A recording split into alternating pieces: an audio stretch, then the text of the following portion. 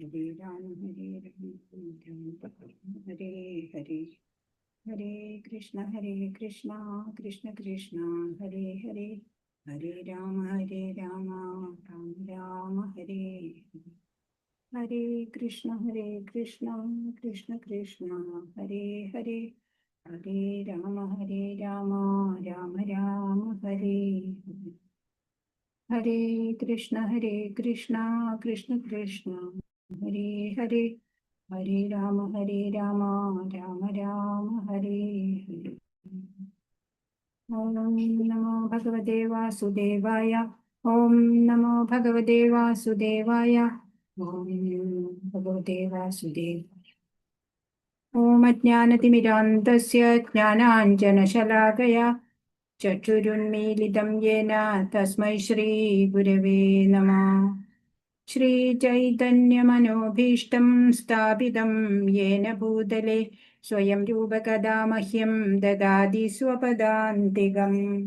വന്ദേഹം ശ്രീഗുരോ ശ്രീയുതപദകമലം ശ്രീഗുരൂन् വൈഷ്ണവാംശ്ച ശ്രീരൂപം സാഗ്രജാതം സഹഗണരഘുനാഥാന്യുതം തം സജീവം സാദ്വൈതം സാവധൂതം പരിജനസഹിതം കൃഷ്ണചൈതന്യദേവം ശ്രീരാധാകൃഷ്ണപാദാൻ സഹഗണലളിതാ ശ്രീവിശാഖാന്വിതാംശ്ച. ഹേ കൃഷ്ണ കരുണാ സിന്ധോ ദീനബന്ധോ ജഗത്പതേ ഗോപേശ ഗോപികാകാന്ത രാധാകാന്ത നമോസ്തുതേ. തപ്തകാഞ്ചന ഗൗരാംഗീ ശ്രീരാധേ വൃന്ദാവനേശ്വരി വൃഷഭാനുസുതേ ദേവി പ്രണമാമി ഹരിപ്രിയേ. ജയ ശ്രീകൃഷ്ണ ചൈതന്യ പ്രഭു നിത്യാനന്ദ ശ്രീ അദ്വൈത ഗദാധര ശ്രീവാസാദി ഗൗരഭക്തവൃന്ദ. ഹരേ കൃഷ്ണ കൃഷ്ണ കൃഷ്ണ ഹരേ ഹരേ ഹരേ രാമ രാമ രാമ ഹരേ ഹരേ. ഹരേ കൃഷ്ണ കൃഷ്ണ കൃഷ്ണ ഹരേ ഹരേ ഹരേ രാമ രാമ രാമ ഹരേ ഹരേ. श्री श्री राधा गोविंद की जय. श्री प्रभुपाद की जय. गुरु महाराज की जय. हरे कृष्णा माताजी. हरे कृष्ण ഹരേ കൃഷ്ണ മാതാജി. പ്രണാമ മാതാജി. ശ്രീ ശ്രീ രാധാ ഗോവിന്ദ് ടെമ്പിൾ ഇസ്കോൺ ബാംഗ്ലൂരിൽ നിന്നുള്ള ഭഗവത്ഗീത പഠനത്തിലേക്ക് എല്ലാവർക്കും സ്വാഗതം. എല്ലാവർക്കും പ്രണാമം. ഹരേ കൃഷ്ണ മാതാജി. ഹരേ കൃഷ്ണ ഹരേ കൃഷ്ണ പ്രണാമം മാതാജി. ഹരേ കൃഷ്ണ. നമ്മൾ ഇന്നലെ 10ാമത്തെ അധ്യായം മുഴുവനും കണ്ടു അല്ലേ? അപ്പൊ ഭഗവാനെ കുറിച്ചുള്ള ആ സത്യം, ആ രഹസ്യമായിട്ടുള്ള അറിവ് നമുക്ക് ലഭിച്ചു അല്ലേ? ഭഗവാൻ പറയാണ്, എന്റെ ഒരു ചെറിയ അംശം കൊണ്ടാണ് ഈ പ്രപഞ്ചം മുഴുവൻ നിലനിൽക്കുന്നത് എന്നുള്ള അതീവ രഹസ്യമായ അറിവ് അല്ലെ. ദേവന്മാർക്കോ മഹർഷിമാർക്കോ പോലും ഭഗവാനെ അറിയാൻ കഴിയില്ല. പിന്നെ ഭഗവത്ഗീതയുടെ സത്ത് എന്ന് പറയുന്ന ആ ചതുശ്ലോകി ഗീത നമ്മൾ ഇന്നലെ 10ാം അധ്യായത്തിൽ നമ്മൾ കണ്ടു അല്ലെ. ഭഗവാൻ എല്ലാറ്റിന്റെയും ഉറവിടമാണ് ഭഗവാൻ അല്ലെ. ഭഗവാനാണ് എല്ലാറ്റിന്റെയും ഉറവിടം.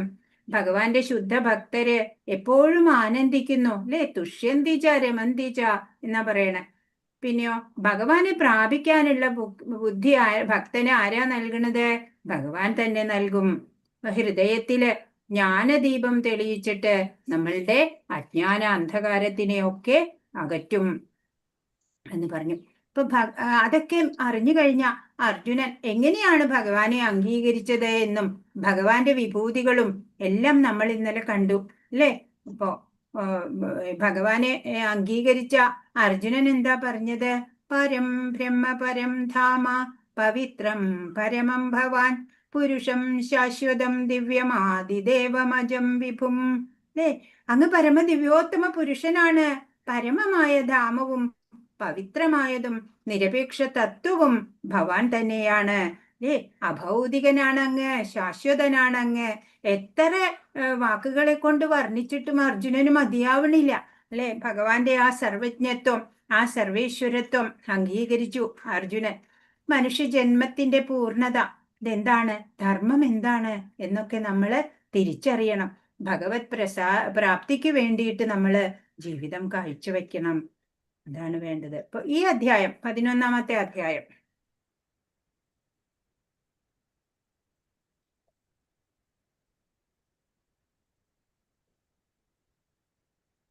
വിശ്വരൂപ ദർശനയോഗം എന്നുള്ള അധ്യായം.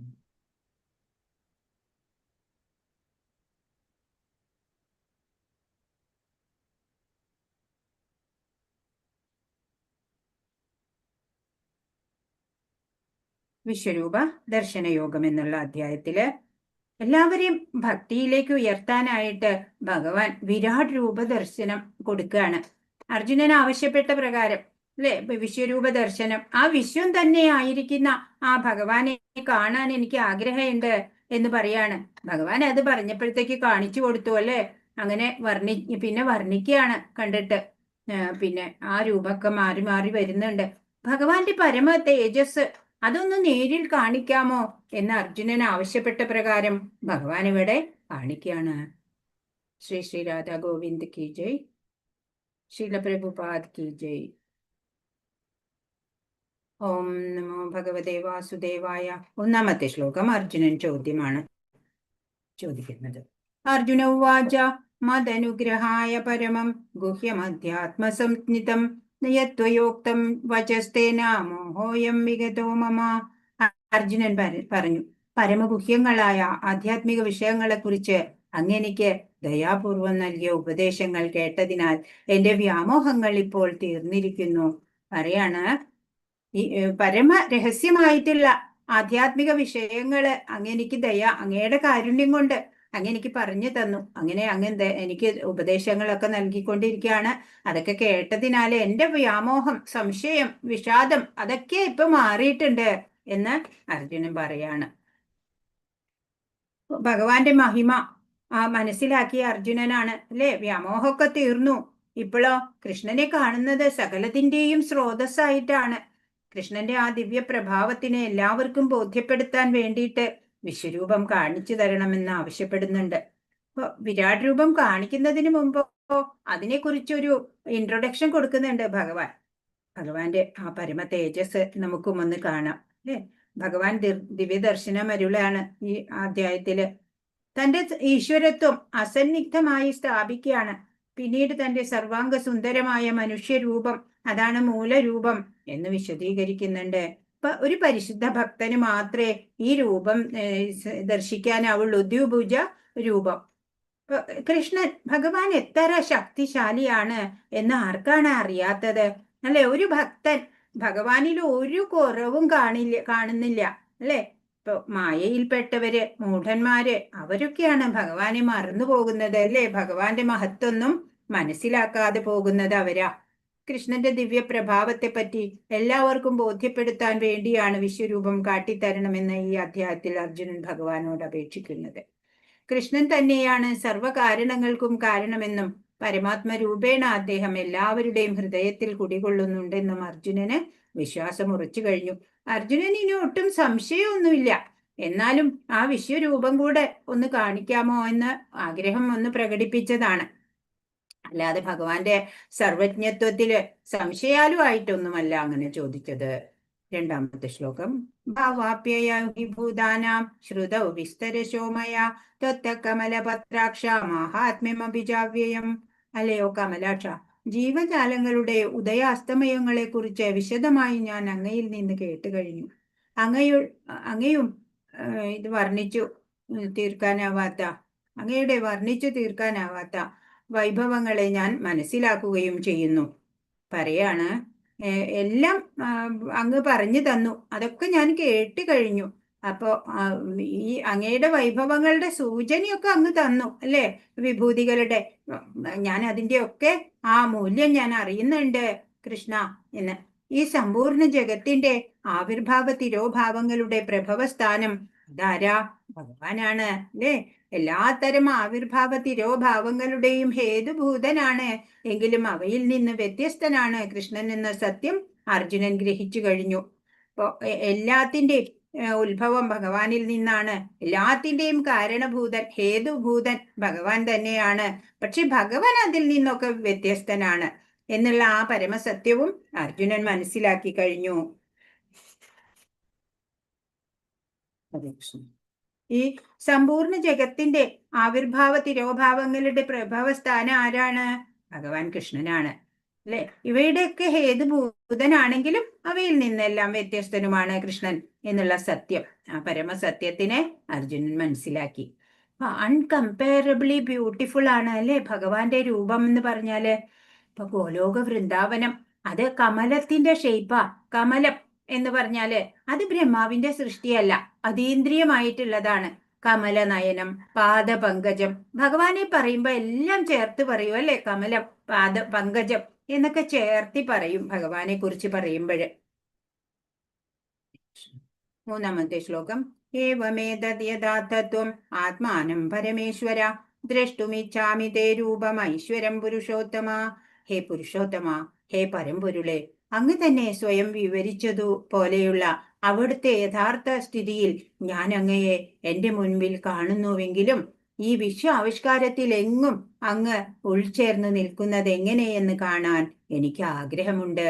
അങ്ങയുടെ ആ രൂപം എനിക്കു കാണണം. അറിയാണ് പുരുഷോത്തമ, ഉത്തമ പുരുഷ എന്നാ വിളിക്കണത്. പരമ്പൊരുളെ അല്ലേ? പരമമായിട്ടുള്ള ആ പൊരുള് അത് അങ്ങാണ്.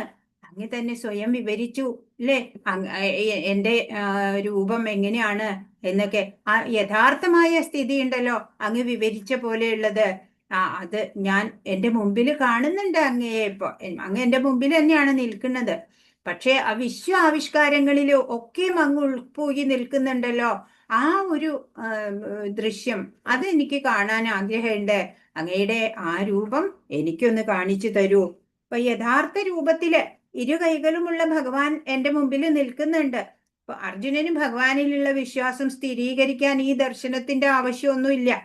കലിയുഗത്തിൽ പലരും ഈശ്വര അവതാരാണ് എന്നൊക്കെ പറഞ്ഞു വരും അല്ലെ? അവരെ കണ്ണുമടച്ച് വിശ്വസിക്കണ്ട. വിശ്വരൂപം ഭഗവാനല്ലാതെ മറ്റാർക്കും കാണിക്കാനാവില്ല അല്ലെ? പുരുഷന്മാരിൽ വെച്ച് ഉത്തമനായിട്ടുള്ള ആ പുരുഷോത്തമൻ എന്നാ വിളിക്കുന്നത്. പുരുഷൻ എന്ന് പറഞ്ഞ എൻജോയർ എന്നാണ്. ഭഗവാൻ പരമേശ്വരനാണ്, മഹായോഗേശ്വരനാണ് അല്ലേ? അപ്പൊ നമ്മൾ എന്ത് വേണം? Work in such a way that Krishna will see you അല്ലെ? നമ്മൾക്ക് ഭഗവാനെ കാണണേക്കാട്ടി കൂടുതല് ഭഗവാൻ നമ്മളുടെ പ്രവൃത്തി കൊണ്ട് സന്തുഷ്ടനാവണം. നമ്മളെ ഭഗവാൻ അംഗീകരിക്കണം ഭക്തനാണ് എന്ന്. നമ്മൾ സ്വയം ഭക്തനാന്ന് പറഞ്ഞിട്ട് കാര്യമില്ല അല്ലെ? ഭാവിയിൽ അവതാര പുരുഷരെന്ന് നടിക്കുന്ന ചിലരുണ്ടാവാം എന്നതിനാൽ ഒരു മാനദണ്ഡം എന്ന നിലയിലും ഇത് ഉപയുക്തമാവാമെന്ന് അർജുനൻ ചിന്തിച്ചിരിക്കണം. അല്ലാതെ തന്റെ വിശ്വാസത്തെ സ്ഥിരീകരിക്കാൻ അദ്ദേഹത്തിന് ഈ ദർശനം ആവശ്യമായിരുന്നില്ല. കൃഷ്ണനാണ് താനെന്ന് അവകാശപ്പെടുന്നവർ ആ വാദത്തിന്റെ യാഥാർത്ഥ്യം തെളിയിക്കാൻ ജനസമക്ഷം വിശ്വരൂപ ദർശനം നൽകാൻ സന്നദ്ധരാവണം അല്ലെ? ആൾ ദൈവങ്ങൾ കൂടി വരുന്ന സമയ കലികാലം അല്ലെ? അവർക്കൊക്കെ ഈ വിശ്വരൂപ ദർശനം കാണിക്കാൻ പറ്റുമോ? അതല്ലെങ്കിൽ ഗോവർദ്ധന പർവ്വതത്തെ ഉയർത്താൻ സാധിക്കുമോ അല്ലെ? അങ്ങനെ അവരൊന്നും ദൈവമല്ല എന്ന് നമുക്കറിയണം. നാലാമത്തെ ശ്ലോകം. മന്യസേ യദി തച്ഛക്യം മയാ ദൃഷ്ടുമിതി പ്രഭോ യോഗേശ്വര തതോ മേ ത്വം ദർശയാത്മാനമവ്യയം. പ്രഭോ, അങ്ങയുടെ വിശ്വരൂപം കാണുവാനുള്ള കരുത്ത് എനിക്കുണ്ടെന്ന് അങ്ങ് കരുതുന്നുവെങ്കിൽ അല്ലയോ സർവയോഗേശ്വര, ദയവായി ആ നിസീമ വിശ്വരൂപം എനിക്ക് കാണിച്ചു തരണമേ. പറയാണ് ഭഗവാനോട്, പ്രഭോ അങ്ങയുടെ വിശ്വരൂപം കാണാനുള്ള ക്വാളിറ്റി അത് എനിക്ക് ഉണ്ടെന്ന് അങ്ങേക്ക് തോന്നുകയാണെങ്കിൽ മാത്രം മതി. യോഗേശ്വരനായിട്ടുള്ള അങ്ങ് ദയവായിട്ട് അങ്ങയുടെ നിസീമമായിട്ടുള്ള രൂപമാണത്. ഇതിനൊരു അതിരില്ല അല്ലെ? അങ്ങനെയുള്ള അചിന്ത്യമായിട്ടുള്ള ആ രൂപം എനിക്കൊന്ന് കാണിച്ചു തന്നാലും എന്ന് പറയാണ്. ശ്രീകൃഷ്ണ ഭഗവാനെ ഭൗതിക ഇന്ദ്രിയങ്ങളാൽ കാണാനോ കേൾക്കാനോ മനസ്സിലാക്കാനോ ഗ്രഹിക്കാനോ ആർക്കും സാധിക്കുകയില്ല. ഭഗവാൻ അതീന്ദ്രിയനാണ്. നമ്മുടെ ഇന്ദ്രിയങ്ങളൊക്കെയോ ഭൗതികമാണ്. അതുകൊണ്ട് നമുക്ക് ആ മാംസചക്ഷുസ് കൊണ്ടൊന്നും ഭഗവാനെ കാണാനോ മനസ്സിലാക്കാനോ ഒന്നും സാധിക്കണില്ല.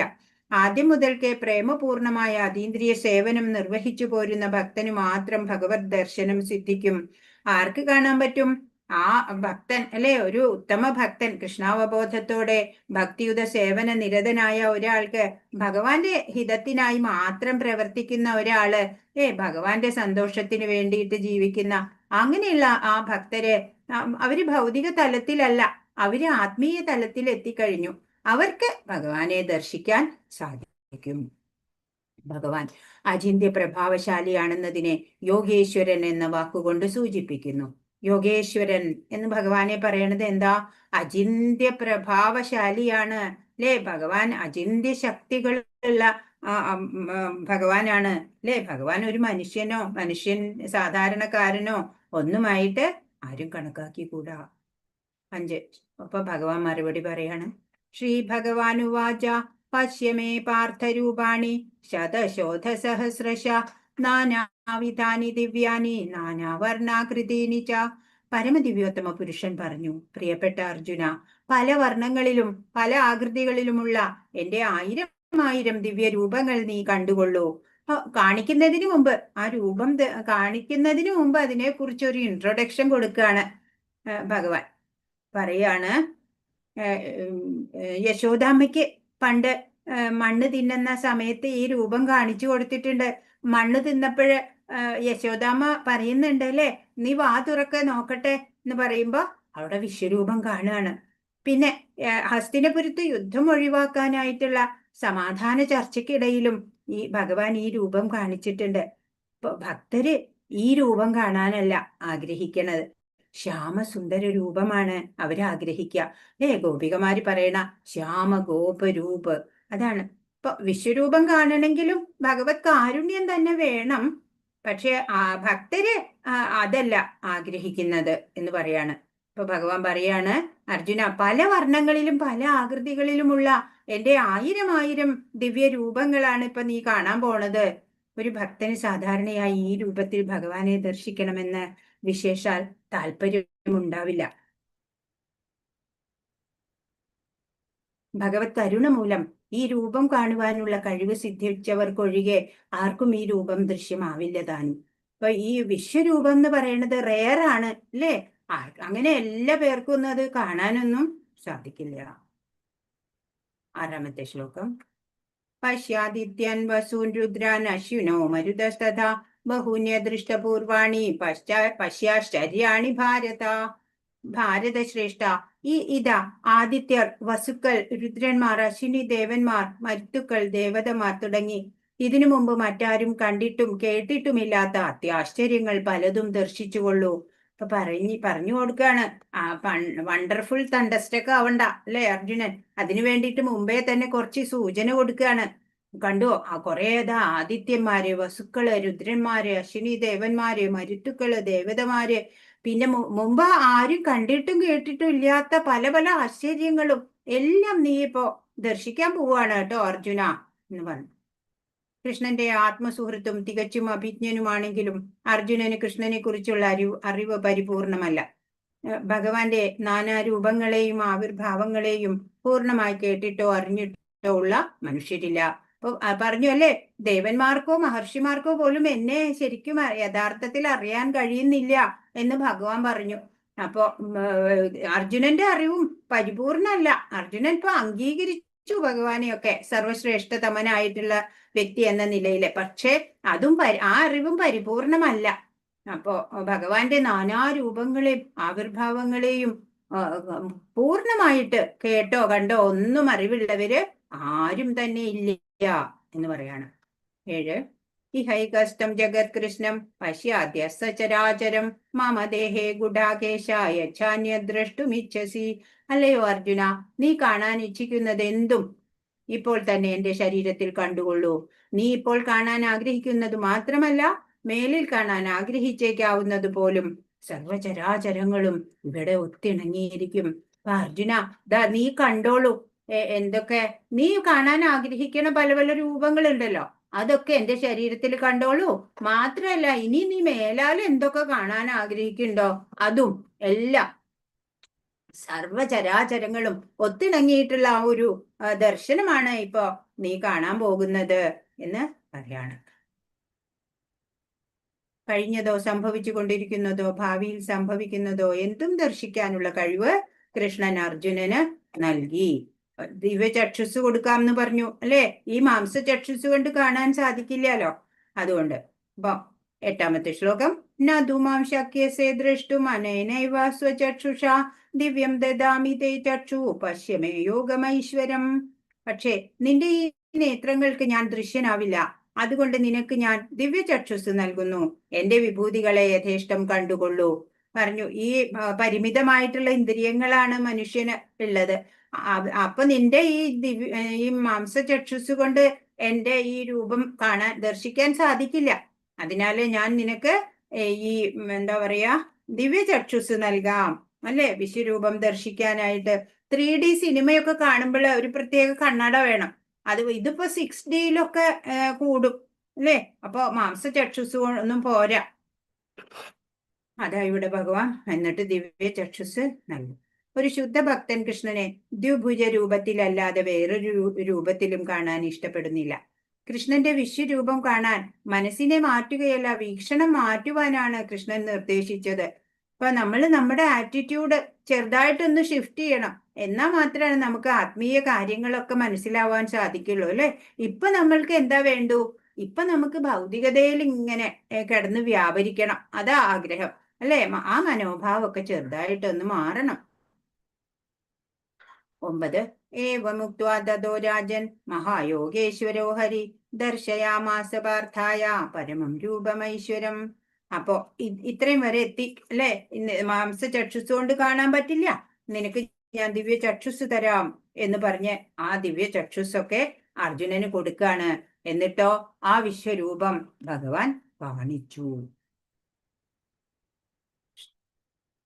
ഏവമുക്ത്വാ തതോ രാജൻ മഹായോഗേശ്വരോ ഹരി ദർശയാമാസ പാർത്ഥായ പരമം രൂപമൈശ്വരം. സഞ്ജയൻ പറയാണ്, അല്ലയോ രാജാവേ, ഇങ്ങനെ പറഞ്ഞിട്ട് യോഗേശ്വരനായ കൃഷ്ണ ഭഗവാൻ തന്റെ ദിവ്യമായ വിശ്വരൂപം അർജുനന് പ്രത്യക്ഷപ്പെടുത്തി. ഇത്രയും പറഞ്ഞു ദിവ്യചക്ഷുസൊക്കെ നൽകിയിട്ട് ഭഗവാൻ ആ രൂപം കാണിച്ചു. 10ഉം 11ഉം ശ്ലോകങ്ങളാണ്.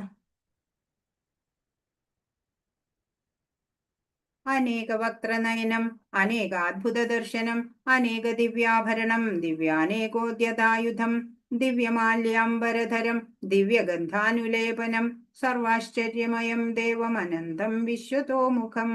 എന്താ കാണുന്നത് അർജുനൻ?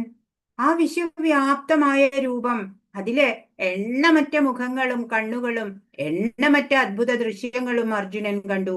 അനേകം ദിവ്യ ആഭരണങ്ങളാൽ അലങ്കൃതമായ ആ രൂപം അനേകം ദിവ്യ ആയുധങ്ങൾ ഉയർത്തിപ്പിടിച്ചിരുന്നു. ദിവ്യങ്ങളായ പുഷ്പമാല്യങ്ങളും വസ്ത്രങ്ങളും അണിഞ്ഞിരുന്നു. ദിവ്യങ്ങളായ ഗന്ധദ്രവ്യങ്ങൾ ശരീരത്തിൽ പൂശിയിരുന്നു. അത്ഭുതാവഹവും തേജോമയവും അമേയവും സർവവ്യാപ്തവുമായിരുന്നു ആ രൂപം. സഞ്ജയന് പറയാൻ വാക്കുകളില്ല. ആ രൂപം കണ്ടിട്ട് വിസ്മയാതീതനായി അല്ലെ. വിശ്വം മുഴുവൻ നിറഞ്ഞു നിൽക്കാണ്, ഒരു ഗ്യാപ്പുമില്ല. നോക്കുമ്പോ ആ പ്രപഞ്ചമാകെ നിറഞ്ഞു നിൽക്കണ ആ രൂപം. എത്ര എത്ര മുഖങ്ങളാണ്, എത്ര എത്ര കണ്ണുകള്, കൈകള്, കാലുകള്, എണ്ണമറ്റ അത്ഭുത ദൃശ്യങ്ങള് ഒക്കെയാണ് അർജുനൻ അവിടെ കാണുന്നത്. അനേകം ദിവ്യ ആഭരണങ്ങളാലെ അലങ്കൃതമായിട്ടുള്ള രൂപങ്ങളാണ് അതൊക്കെ. ദിവ്യ ആയുധങ്ങൾ അനേകമുണ്ട്, ഓരോ കൈകളിൽ ഉയർത്തിപ്പിടിച്ചിരിക്കുന്നു.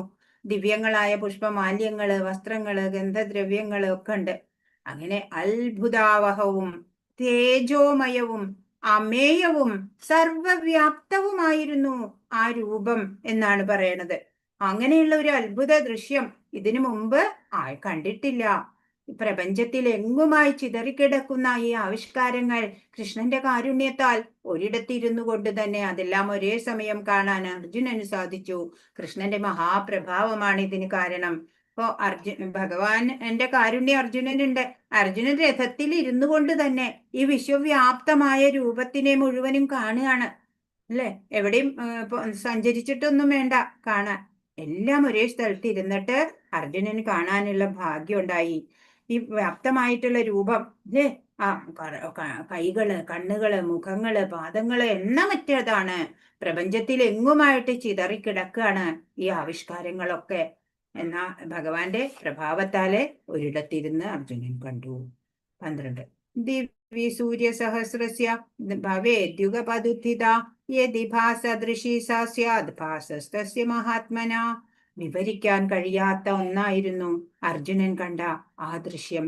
ധൃതരാഷ്ട്ര രാജാവിന് അതിന്റെ മാനസിക ചിത്രീകരണം നൽകാൻ യത്നിക്കുകയാണ് സഞ്ജയൻ. ഇപ്പൊ സഞ്ജയൻ ഇതൊക്കെ വിവരിച്ചു കൊടുക്കുകയാണ് അല്ലെ. ആ ഒരു മാനസികമായിട്ടുള്ള ഒരു ചിത്രീകരണം എങ്ങനെയാണ് വാക്കുകളെ കൊണ്ട് വിവരിച്ചു കൊടുക്കണ്ടേ ആ ധൃതരാഷ്ട്രർക്ക് സഞ്ജയന് സാധിക്കുന്നില്ല. സഞ്ജയനോ ധൃതരാഷ്ട്രനോ ആ സമയത്ത് രണാങ്കണത്തിൽ ഉണ്ടായിരുന്നില്ല. എങ്കിലും അവിടെ നടക്കുന്നതെല്ലാം വ്യാസന്റെ അനുഗ്രഹം കൊണ്ട് സഞ്ജയന് കാണാൻ കഴിഞ്ഞു. സഞ്ജയനും ദിവ്യ ചക്ഷുസ് ലഭിച്ചിട്ടുണ്ട് വ്യാസദേവന്റെ അനുഗ്രഹത്താല്. അതുകൊണ്ടാണ് കൊട്ടാരത്തിൽ ഇരുന്നു കൊണ്ട് തന്നെ ഇവിടെ നടക്കുന്നതൊക്കെ കാണാനും അതൊക്കെ വിവരിച്ചു കൊടുക്കാനും കഴിയുന്നത്.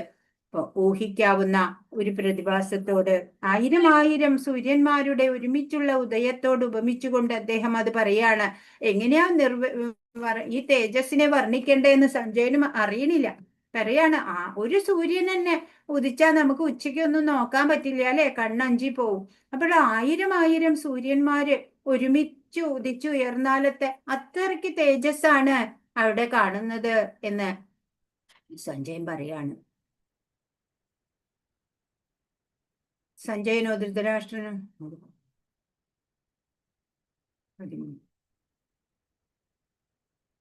13ാമത്തെ ശ്ലോകം. തത്രൈകസ്തം ജഗത്കൃഷ്ണം പ്രവിഭക്തമനേകദാ അപശ്യ ദേവദേവസ്യ ശരീരേ പാണ്ഡവസ്തദാ. വിശ്വാത്മകമായ ഭഗവത് രൂപത്തിൽ അപരിമേയമായ പ്രപഞ്ചത്തിന്റെ നാനാവിഭാഗങ്ങളും ഒരേ സമയം അർജുനന് കാണാൻ സാധിച്ചു. വിശ്വം മുഴുവൻ നിറഞ്ഞു നിൽക്കണ രൂപാണ് എന്ന് പറഞ്ഞു അല്ലെ, വിശ്വരൂപം. അപ്പൊ ആ ഭഗവാന്റെ രൂപത്തില് അപരിമേയമായിട്ടുള്ള ഈ പ്രപഞ്ചത്തിന്റെ നാനാവിഭാഗങ്ങളും ഒരേ സമയം അർജുനന് കാണാൻ സാധിക്കുകയാണ് അല്ലെ. വർണ്ണിക്കാൻ സാധിക്കാത്തത്ര ഈ പ്രപഞ്ചത്തിന്റെ വൈവിധ്യങ്ങള് മുഴുവനും അവിടെ ഒരേ സമയത്തിൽ തന്നെ അർജുനൻ കാണാണ്. അർജുനന് മാത്രമാണ് കൃഷ്ണൻ ദിവ്യദൃഷ്ടി നൽകിയത്. യുദ്ധരംഗത്തിൽ മറ്റുള്ളവരാരും കൃഷ്ണന്റെ വിശ്വരൂപം കാണുന്നില്ല. ബാക്കിയുള്ളവർക്കൊന്നും കാണാൻ പറ്റണില്ല. അർജുനന് മാത്രമാണ് കാണുന്നത് ഈ രൂപം. തദസ വിസ്മയാവിഷ്ടോ ഹൃഷ്ടരോമാ ധനഞ്ജയ പ്രണമ്യ ശിരസാ ദേവം കൃതാഞ്ജലിരഭാഷത. പിന്നെ അർജുനൻ പരിഭ്രാന്തനായി വിസ്മയാധീനനായി രോമാഞ്ചം പൂണ്ട് കൃഷ്ണന്റെ മുന്നിൽ ശിരസ് കുനിച്ച് തൊഴുതുകൊണ്ട് ഇങ്ങനെ പറഞ്ഞു. ഇത്ര വിസ്മയകരമാവും എന്ന് അർജുനൻ കരുതിയില്ല. ഇൻട്രൊഡക്ഷനൊക്കെ കൊടുത്തിട്ടുണ്ടായിരുന്നു ഭഗവാൻ അല്ലേ, വിശ്വരൂപം കാണിക്കണതിന് മുമ്പ്. എന്നാലും ഇത്രയ്ക്ക് അങ്ങോട്ട് പ്രതീക്ഷിച്ചില്ല അർജുനൻ. അപ്പൊ പരിഭ്രാന്തനായി വിസ്മയാധീനനായി രോമാഞ്ചമുണ്ടായി. അങ്ങനെ ഭഗവാന്റെ മുന്നില് ശിരസ് കുനിച്ച് തൊഴുതിട്ട് പറയാണ്, ഈ ബന്ധം സൗഹൃദത്തിൻ്റെതല്ല, ആശ്ചര്യ ആദരങ്ങളുടേതാണ്. ശാസ്ത്രങ്ങളിൽ 12 വിധ മൗലിക ബന്ധങ്ങളെ കുറിച്ച് പ്രതിപാദിച്ചിട്ടുണ്ട്. എല്ലാവിധ ബന്ധങ്ങളുടെയും സാഗരമാണ് കൃഷ്ണൻ. പലവിധ മൗലികമായ ബന്ധങ്ങളുണ്ട് നമ്മൾക്ക്. അതൊക്കെ ശാസ്ത്രങ്ങളിലുണ്ട്. അതൊക്കെയും ഭഗവാനിലുണ്ട് എന്ന് അർജുനനും കാണുകയാണ്. അർജുനൻ പറയാണ്, അർജുന ഉവാച പശ്യാമി ദേവാംസ്തവ ദേവദേഹേ സർവാംസ്തദാ ഭൂതവിശേഷ സംഘാൻ ബ്രഹ്മാണമീശം കമലാസനസ്ഥം ഋഷീംശ്ച സർവാനുരഗാംശ്ച ദിവ്യാൻ. അർജുനൻ പറഞ്ഞു, കൃഷ്ണ, അവിടുത്തെ ശരീരത്തിൽ സകല ദേവന്മാരെയും മറ്റു സകല ജീവജാലങ്ങളെയും ഞാൻ കാണുന്നു. മാത്രമല്ല താമരപ്പൂവിലിരുന്നരുളുന്ന ബ്രഹ്മദേവൻ, അതുപോലെ ശിവൻ, ഋഷികൾ, ദിവ്യ സർപ്പഗണങ്ങൾ എന്നിവരെയും ഞാൻ കാണുന്നു. ആരെയൊക്കെയാ കാണണേന്ന് പറയാണ് അർജുനൻ. പറയാണ്, കൃഷ്ണ, അവിടുത്തെ ശരീരത്തിൽ ഞാനുണ്ടല്ലോ, സകല ദേവന്മാരെയും കാണാനുണ്ട്, മറ്റു സകല ജീവജാലങ്ങളെയും കാണുന്നുണ്ട്. ഇത് മാത്രല്ല, ബ്രഹ്മദേവനുണ്ട്, താമരപ്പൂവിൽ ഇരുന്നരുളുന്ന ബ്രഹ്മദേവനുണ്ട്, ശിവനുണ്ട്, ഋഷികളുണ്ട്, ദിവ്യ സർപ്പഗണങ്ങളുണ്ട്. എല്ലാവരെയും ഞാൻ അങ്ങയുടെ ഈ ശരീരത്തിൽ തന്നെ കാണുകയാണ്. ഗർഭോദകശായി വിഷ്ണുവിന് മെത്തയായുള്ള ദിവ്യ സർപ്പത്തിന്റെ പേരാണ് വാസുകി. ഇവിടെ വാസുകി എന്നാ പറഞ്ഞിരിക്കണത്. അനന്തൻ എന്ന് പറയും. വാസുകി സർപ്പങ്ങളുടെ രാജാവാണ്, അനന്തൻ നാഗങ്ങളുടെ രാജാവാണ്. ഗർഭോദകശായ വിഷ്ണു മുതൽ പ്രപഞ്ച സർഗത്തിന്റെ മുകൾ നിലയിൽ സൃഷ്ടികർത്താവായ ബ്രഹ്മാവിന്റെ ഇരിപ്പിടമായ കമലാകൃതിയിലുള്ള ഗ്രഹം വരെ അർജുനൻ കാണുന്നുണ്ട്. അപ്പോ ഈ നമ്മൾ ഗോലോക ചാർട്ടിൽ കണ്ടു അല്ലേ, നമ്മുടെ ഭൂമണ്ഡലം, പ്രപഞ്ചം, ഈ ബ്രഹ്മാണ്ടത്തിന്റെ മുകളില് ബ്രഹ്മാണ്ടത്തിനകത്ത് എന്താ പറയാ, താമരത്തണ്ടില് 14 ലോകങ്ങള് നമ്മൾ കണ്ടു. അപ്പോൾ ആ മുകളിലുള്ള ബ്രഹ്മലോകം, സത്യലോകം വരയ്ക്കും അർജുനൻ കാണുകയാണ്. ആ രഥത്തില് ഇരുന്നു കൊണ്ട് തന്നെ എല്ലാ ലോകങ്ങളും കാണാൻ പറ്റി. 16 അനേകബാഹൂദരവക്ത്ര നേത്രം പശ്യാമി ത്വാം സർവതോ അനന്തരൂപം നാന്തം ന മധ്യം ന പുനസ്തവാദിം പശ്യാമി വിശ്വേശ്വര വിശ്വരൂപ. പ്രപഞ്ചത്തിലുള്ളതൊക്കെ അർജുനൻ അവിടെ കണ്ടു അല്ലെ. സൃഷ്ടിജാലത്തിലെ ആദിമനായ ബ്രഹ്മാവ്, പ്രപഞ്ചത്തിന്റെ അധസ്ഥലങ്ങളിലെ ഗർഭോദകശായി വിഷ്ണുവിന് മെത്തയായ ദിവ്യ സർപ്പം ഒക്കെ കണ്ടു. ഭഗവത് കരുണയാലെ സർഗ ആരംഭം മുതൽ അന്ത്യം വരെ, സൃഷ്ടിയുടെ ആരംഭം മുതൽ അന്ത്യം വരെയുള്ള എല്ലാമേ കണ്ടു. ഇപ്പൊ ഇവിടെ പറയാണ്, അല്ലയോ ജഗന്നാഥ വിശ്വരൂപ, അങ്ങയുടെ ശരീരത്തിൽ എല്ലായിടത്തും എണ്ണമറ്റ കൈകളും ഉദരങ്ങളും വായ്കളും കണ്ണുകളും ഉരുത്തിരിഞ്ഞു വരുന്നു. ഇവയ്ക്ക് അവസാനമില്ല. ആദിയോ മധ്യമോ അന്തമോ കാണുന്നില്ല. അപ്പൊ അവിടെ ആ ഒരേ രൂപം നിലനിൽക്കല്ല, അവിടെ മാറ്റങ്ങൾ ഇങ്ങനെ ചേഞ്ചസ് വന്നുകൊണ്ടിരിക്കുന്നുണ്ട് അല്ലെ. എണ്ണമറ്റ കൈകളും കണ്ണുകളും ഉദരങ്ങളും ഒക്കെ ഉരുത്തിരിഞ്ഞു വരിക, വീണ്ടും വീണ്ടും ഉണ്ടായി വരിക. ഇവയ്ക്കൊന്നും അവസാനം ഇല്ല. ആദിയോ മധ്യമോ അന്തമോ കാണുന്നില്ല. എവിടെന്നാ തുടങ്ങണേ, എവിടെ അവസാനിക്കണേ, ഒന്നും അറിയാൻ പറ്റണില്ല അല്ലെ. ഇപ്പൊ പരംപുരുഷനായ ഭഗവാൻ അനന്തരൂപനാണ്, നമുക്കറിയാം. അദ്ദേഹത്തിലൂടെ സർവപ്രപഞ്ചങ്ങളും കാണാൻ കഴിയാണ്. ആദിയോ മധ്യമോ അന്ത്യമോ ഇല്ലാതെ എല്ലാം കാണാൻ സാധിക്കുകയാണ് അർജുനന്. പരംപുരുഷനായ ശ്രീകൃഷ്ണ ഭഗവാൻ അനന്തരൂപനാണ്. അദ്ദേഹത്തിലൂടെ സർവപ്രപഞ്ചങ്ങളും കാണാൻ കഴിയും.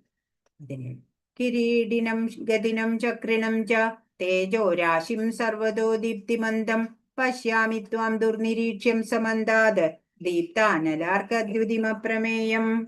പറയാണ്, ആളിക്കത്തുന്ന അഗ്നിയുടെയും മധ്യാഹ്ന സൂര്യന്റെയും പ്രകാശം പോലെ ചൂഴെ പരക്കുന്നതും കണ്ണഞ്ചിപ്പിക്കുന്നതുമായ മഹാജ്യോതിസു കൊണ്ട് ദുർദൃശ്യമാണ് അങ്ങയുടെ ഈ രൂപം. എങ്കിലും നാനാവിധത്തിലുള്ള അനേകം വിധത്തിലുള്ള കിരീടങ്ങളും ഗദകളും ചക്രങ്ങളും ധരിച്ച ഈ തേജോമയമായ രൂപം ഉണ്ടല്ലോ, അത് ഞാൻ എല്ലായിടത്തും കാണുകയാണ് എന്ന് അർജുനൻ പറയാണ്.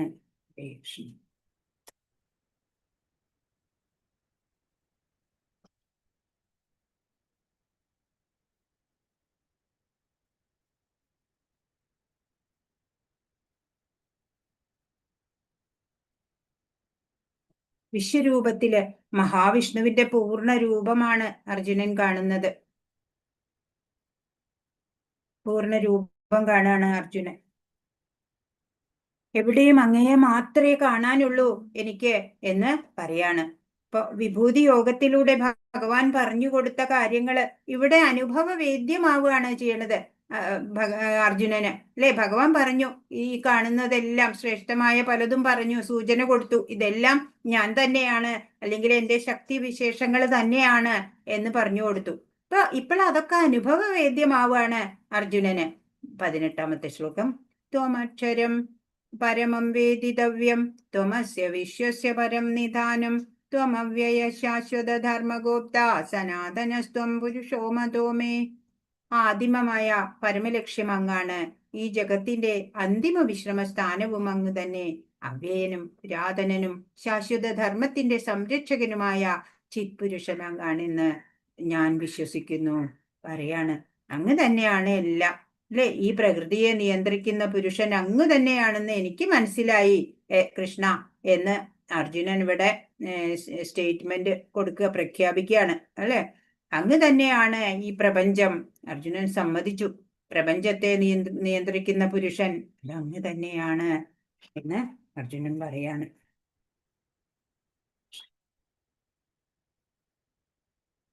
19. അപ്പൊ ഭഗവാന്റെ ആദ്യവും അന്ത്യവും മധ്യവും ഒന്നും കാണുന്നില്ല എന്ന് പറഞ്ഞത് അല്ലെ ശ്ലോകത്തില്. അപ്പൊ ഇവിടെ പറയാണ് അനാദിമധ്യാന്തം അനന്തവീര്യം അനന്തബാഹും ശശിസൂര്യനേത്രം പശ്യാമി ത്വാം ദീപ്തഹുതാശവക്ത്രം സ്വതേജസാ വിശ്വമിദം തപന്തം. അവിടേക്ക് തുടക്കമോ മധ്യമോ അവസാനമോ ഒന്നുമില്ല. അമേയമാണ് അങ്ങയുടെ പ്രഭാവം. അനേകം കൈകളും സൂര്യചന്ദ്രന്മാരാകുന്ന കണ്ണുകളും അങ്ങേക്കുണ്ട്. വായിൽ നിന്ന് തീ പാളുന്നു. അങ്ങയുടെ തേജസ്സാൽ ലോകമെമ്പാടും ജ്വലിക്കുന്നതായും ഞാൻ കാണുന്നുണ്ട്. അപ്പൊ എന്താ പറയണേ, ഓരോ രൂപങ്ങള് നാവ് പുറത്തേക്ക് ഇടുമ്പോള് അഗ്നിജ്വാലയാണ് വരുന്നത് അല്ലേ. അപ്പോ സൃഷ്ടി എപ്പോഴാണോ ആരംഭിച്ചത്, ഇപ്പോഴും തേടിക്കൊണ്ടിരിക്കുക ഈ സൃഷ്ടിയും. അതും ഭഗവാനാണ്. ഭഗവാന് ആദി മധ്യാന്തങ്ങള് ഒന്നും തന്നെ ഇല്ല അല്ലെ. ഒരു കർമ്മം ആണ് ജന്മത്തിന് കാരണമാവണത്. ജന്മമോ കർമ്മത്തിന് കാരണമാവണു. അപ്പൊ ആദി ഏതാ അന്തം ഏതാ അറിഞ്ഞൂടാ. ഭഗവാൻ ആദിയും അന്തവും ഇല്ല, മധ്യവും ഇല്ല. ഏതാണ് ആദ്യം പറയാൻ പറ്റില്ല. അതാണ് ഭഗവാന്റെ കാര്യം. 9 ദിവ്യ പൃഥിവ്യോ എന്ന് പറഞ്ഞ സ്വർഗ ഭൂലോകങ്ങൾക്കിടയിലുള്ള ആകാശം, സ്പേസ് എന്നാണ് ഇവിടെ ആകാശം എന്നുള്ളത് കൊണ്ട് പറയാം. ഇപ്പൊ ലോകത്രയം എന്നീ വാക്കുകൾ ശ്രദ്ധേയങ്ങളാണ്. അർജുനൻ മാത്രമല്ല ഭഗവാന്റെ വിശ്വരൂപം കണ്ടത്, മറ്റു ഗ്രഹവ്യൂഹങ്ങളിലുള്ളവരും കാണുകയുണ്ടായെന്ന് അവ സ്പഷ്ടമാക്കുന്നു. അർജുനന്റെ വിശ്വരൂപ ദർശനം ഒരു സ്വപ്നമായിരുന്നില്ല. ഇതൊക്കെ സ്വപ്നത്തിൽ കണ്ടതല്ല അല്ലെ, റിയലാ കണ്ടത്. അപ്പോ ഈ ലോകത്രയങ്ങളിലുള്ള ഉപരിലോകങ്ങളിലുള്ള ദേവന്മാർക്കൊക്കെ ദിവ്യ ചക്ഷുസ്, അവരുടെ ഇന്ദ്രിയങ്ങളൊക്കെ ദിവ്യങ്ങളാ. അതുകൊണ്ട് അങ്ങനെ അവിടെയുള്ള ലോകങ്ങളിലുള്ളവർക്കൊക്കെ ഭഗവാന്റെ ഈ രൂപം അവിടെ നിന്ന് ദർശിക്കാനും സാധിച്ചു. 20 ദ്യാവ്യാപൃഥിവ്യോരിതമന്തരം ഹി വ്യാപ്തം ത്വയൈകേന ദിശശ്ച സർവ ദൃഷ്ട്വാദ്ഭുതം രൂപമുഗ്രം തവേദം ലോകത്രയം പ്രവ്യഥിതം മഹാത്മൻ. ഭൂമിക്കും അന്തരീക്ഷത്തിനും ഇടയിൽ ഒരു ശൂന്യമായിട്ടുള്ള ഭാഗമുണ്ട്. എന്നാൽ ഇപ്പോൾ അതും കാണുന്നില്ല. സർവത്ര ഭഗവാൻ തന്നെയാണ് പറയാണ്. അങ്ങ് ഏകനാണെങ്കിൽ കൂടി ഭൂമി ആകാശങ്ങളും സർവദിഗ്മുഖങ്ങളും അങ്ങയാൽ വ്യാപിക്കപ്പെട്ടിരിക്കുന്നു. സർവോത്തമ ആശ്ചര്യകരവും ഭയാവഹവുമായ ഈ രൂപം കണ്ട് 3 ലോകങ്ങളും സംഭ്രാന്തി കൊള്ളുന്നു. അപ്പൊ ഈ രൂപം ഇതിനു മുമ്പ് കണ്ടിട്ടില്ലാത്ത രൂപാണ് അല്ലെ. വിസ്മയാവഹമായിട്ടുള്ള അത്ഭുതകരമായിട്ടുള്ള ആ രൂപം. അങ്ങ് ഏകനാണ് എങ്കിലും എല്ലായിടെയും നിറഞ്ഞു നിൽക്കുകയാണ് അല്ലെ. സർവദിഗ്മുഖങ്ങളും അങ്ങയാല് വ്യാപിക്കപ്പെട്ടിരിക്കുകയാണ്. സർവോത്തമ എന്നാ പറയണേ ഭഗവാനെ സംബോധന ചെയ്യണേ. ആശ്ചര്യകരവും ഭയാവഹവുമായിട്ടുള്ള ഈ രൂപം കണ്ട് 3 ലോകങ്ങളും സംഭ്രാന്തി കൊള്ളുകയാണ്. ആദ്യം ഉണ്ടായ രൂപത്തിന് മാറ്റങ്ങൾ ഇങ്ങനെ വരികയാണ് അല്ലെ. പല പല മുഖങ്ങളും കൈകാലുകളും ഒക്കെ ഉരുത്തിരിഞ്ഞിങ്ങനെ വന്നുകൊണ്ടിരിക്കുകയാണ്. പ്രപഞ്ചത്തിന്റെ മുഴുവനും ആത്മാവായിരിക്കുന്ന ആ ഭഗവാൻ അല്ലെ, ചരാചരാത്മാവായിട്ടുള്ള ആ ഭഗവാൻ ഇപ്പൊ കണ്ടപ്പോഴ്, ഈ രൂപം കണ്ട് കുറച്ചു നേരം കഴിഞ്ഞപ്പോഴ് ആശ്ചര്യം ഉണ്ടായി ആദ്യം. പിന്നെ ആനന്ദമുണ്ട്, വിസ്മയമൊക്കെ ഉണ്ട്, ഒപ്പം കുറച്ച് സംഭ്രാന്തിയുമുണ്ട് അല്ലെ, ഭയവും ഉണ്ട്. അപ്പൊ താൻ മാത്രമല്ല ഈ 3 ലോകങ്ങളിലുള്ളവരും ഈ രൂപം കാണുന്നുണ്ട് എന്നാണ് 21-ാമത്തെ ശ്ലോകത്തില് 21-ാമത്തെ ശ്ലോകത്തിൽ പറയുന്നത്. ആമീഹി ത്വാം സുരസംഘാ വിശന്തി കേചിത് ഭീതാ പ്രാഞ്ജലയോ ഗൃണന്തി സ്വസ്തിത്യുക്ത്വാ മഹർഷി സിദ്ധസംഘാ സ്തുവന്തി ത്വാം സ്തുതിഭി പുഷ്കലാഭി. ദേവഗണങ്ങളെല്ലാം ശരണം പ്രാപിച്ച് അങ്ങയിൽ ഉൾപ്പൂകുന്നു, പ്രവേശിക്കുന്നു. അവരിൽ ചിലർ വല്ലാതെ ഭയപ്പെട്ട് കൂപ്പുകൈകളോട് പ്രാർത്ഥിക്കുന്നു. മഹർഷിമാരും സിദ്ധരും ലോകത്തിന് എല്ലാവിധ ശാന്തിയും ഭവിക്കട്ടെ എന്ന് നേർന്നുകൊണ്ട് അങ്ങയെ വൈദിക സൂക്തങ്ങളാൽ സ്തുതിക്കുന്നു. അപ്പൊ ഇതൊക്കെ കണ്ടിട്ട് അവർക്കും കാണാൻ സാധിച്ചു എന്ന് പറഞ്ഞു. അപ്പൊ അവര് എന്താ ചെയ്യണേ, ഈ ദേവഗണങ്ങളൊക്കെ അങ്ങയിൽ ശരണം പ്രാപിച്ച് അങ്ങയിൽ അങ്ങ് വന്ന് പ്രവേശിക്കുകയാണ്, ഉൾപ്പൂകാണ്. അവരിൽ ചിലരോ വല്ലാതെ ഭയപ്പെട്ടിട്ടുണ്ട്, കൂപ്പ് കൈകളോടെ പ്രാർത്ഥിക്കുകയാണ്. മഹർഷിമാര് സിദ്ധര് അവര് പ്രാർത്ഥിക്കണത് എന്താ, ഈ ലോകത്തിന് എല്ലാവിധ ശാന്തിയും ഭവിക്കട്ടെ അല്ലെ, ലോകാ സമസ്ത സുഖിനോ ഭവന്തു എന്ന് നേർന്നിട്ട് അങ്ങയെ വൈദിക സൂക്തങ്ങളാലെ ഇങ്ങനെ സ്തുതിക്കാൻ തുടങ്ങി. ഭഗവാനെ അവര് സ്തുതിക്കാൻ തുടങ്ങി. 21 അപ്പോ മഹർഷി സിദ്ധ സംഘങ്ങളൊക്കെ ഭക്തി കൊണ്ട് വിറച്ചിട്ട് കൈകൂപ്പി സ്തുതിക്കുകയാണ്. ഒരു വിസ്മയ ലോകത്ത് എത്തിച്ചേർന്ന പോലെയായി ഇതെല്ലാം കണ്ടപ്പോഴ് അർജുനന്. ദേവന്മാരുടെ ഗണങ്ങളെ പ്രത്യേകം എടുത്തു പറയാണ് 22-ാമത്തെ ശ്ലോകം. രുദ്രാദിത്യ വശവോ യേ ച സാധ്യ വിശ്വേശ്വിനോ മരുതശ്ചോഷ്മഭാശ്ച ഗന്ധർവയക്ഷാസുരസിദ്ധ സംഘ വീക്ഷന്തേ ത്വാം വിസ്മിതശ്ചൈവ സർവേ. പരമശിവന്റെ വിവിധ ആവിർഭാവങ്ങളും കൂടാതെ ആദിത്യന്മാർ, വസുക്കൾ, സാധ്യർ, വിശ്വദേവന്മാർ, അശ്വിനി ദേവതകൾ, മരുത്തുക്കൾ, പിതൃക്കൾ, ഗന്ധർവന്മാർ, യക്ഷന്മാർ, അസുരന്മാർ, സിദ്ധന്മാർ എന്നീ വിവിധ രൂപധാരികളും ആശ്ചര്യത്തോടെ അങ്ങയെ നോക്കുന്നു. അവരൊക്കെ ദിവ്യ ചക്ഷുസ്സുള്ളവര് തന്നെയാ. അവർക്കൊക്കെ ഈ രൂപം അവിടെ അവരവരുടെ ഗ്രഹങ്ങളിൽ ഇരുന്നു കൊണ്ട് കാണാൻ സാധിച്ചു. ഇപ്പൊ 11 ശിവനുണ്ട് അല്ലെ, അതുകൂടെ 12 ആദിത്യന്മാര്, 8 വസുക്കള്, പിന്നെ ആ ദേവവർഗങ്ങള്, സാധ്യര്, വിശ്വദേവന്മാര്, അശ്വിനി ദേവതകള്, മരുത്തുക്കള്, പിതൃക്കള്, അങ്ങനെയുള്ളവര് ഒക്കെ അല്ലെ. എന്താണ് ഈ എല്ലാ ലോകങ്ങളില് 3 ലോകങ്ങളിലുള്ളവരും തന്നെ എല്ലാവരും അങ്ങയുടെ ശരീരത്തിൽ ഇരുന്നു കൊണ്ട് അങ്ങയെ നോക്കുകയാണ്. അതാണ് ഇപ്പൊ ഞാനിവിടെ കാണുന്നത്. അപ്പൊ ആദ്യമൊക്കെ വിശ്വരൂപത്തില് ശാന്തഭാവമായിരുന്നു. പതുക്കെ പതുക്കെ അത് മാറി വരുന്നതായിട്ട് അർജുനൻ കാണാണ്. 23-ാമത്തെ ശ്ലോകം. രൂപം മഹത്തെ ബഹുവക്ത്രനേത്രം മഹാബാഹോ ബഹുബാഹൂരുപാദം ബഹൂദരം ബഹുദംഷ്ട്രാകരാളം ദൃഷ്ട്വാ ലോകാ പ്രവ്യഥിതാസ്തദാഹം. മഹാബാഹോ, എല്ലാ ഗ്രഹങ്ങളും അവയിൽ വാഴുന്നവരും ഭയാകുലരാണ്. അനേകം മുഖങ്ങളും കാലുകളും ഉദരങ്ങളും അസംഖ്യം ഭീകര ദംഷ്ട്രങ്ങളുമുള്ള അങ്ങയുടെ വിശ്വരൂപം കണ്ടിട്ട് സർവ്വലോക നിവാസികളും ഞാനും അസ്വസ്ഥരാകുന്നു. അപ്പോ ആദ്യം ഉണ്ടായിട്ടുള്ള ആ വിസ്മയവും ആശ്ചര്യവും അത്ഭുതവും ഒക്കെ പിന്നെ ഭയത്തിലേക്ക് മാറുകയാണ് അല്ലെ. കരാളം എന്ന് പറഞ്ഞ ഭയാനകം ആയിട്ട് തോന്നി. അപ്പൊ അർജുനന്റെ സങ്കല്പത്തിനും അപ്പുറത്തേക്ക് മാറി വന്നു ആ രൂപം അല്ലെ. ആദ്യം അത്ഭുതം ഉണ്ടായതൊക്കെ പിന്നെ ഭയത്തിലേക്ക് മാറുകയാണ് എന്നിവിടെ അർജുനൻ തുറന്നു പറയാണ് ഭഗവാനോട്. സമയം കഴിയും തോറും ഭയം കൂടുകയാണ്. ഈ ദർശനത്തെ മതിയാക്കി തന്നാ മതി എന്നുള്ള നിലയിലേക്ക് വന്നു. അടുത്ത പ്രാർത്ഥന 24-ാമത്തെ ശ്ലോകം. നഭസ്പൃശം ദീപ്തമനേകവർണം വ്യാത്താനനം ദീപ്തവിശാലനേത്രം ദൃഷ്ട്വാ ഹി ത്വാം പ്രവ്യഥിതാന്തരാത്മാ ധൃതിം ന വിന്ദാമി ശമം ച വിഷ്ണു. അല്ലയോ സർവവ്യാപിയായ വിഷ്ണു, ആകാശം മുട്ടുന്ന അങ്ങയെ അനേക വികിരണ വർണ്ണജാലങ്ങളോടുകൂടിയും പിളർന്ന വായോടുകൂടിയും തിളങ്ങുന്ന വലിയ കണ്ണുകളോടുകൂടിയും കണ്ടിട്ട് എന്റെ മനസ്സ് ഭയം കൊണ്ട് അസ്വസ്ഥമാകുന്നു.